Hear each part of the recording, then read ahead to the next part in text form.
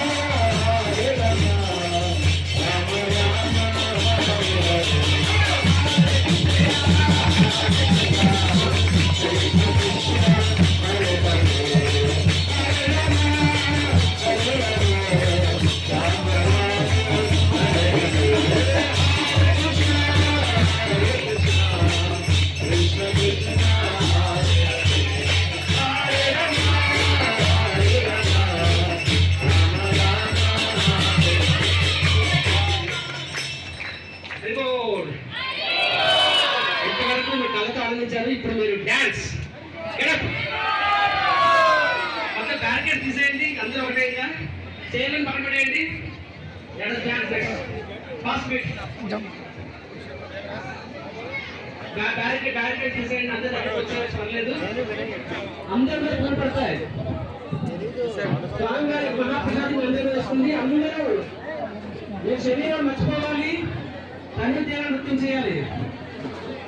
Dance చెప్తాను.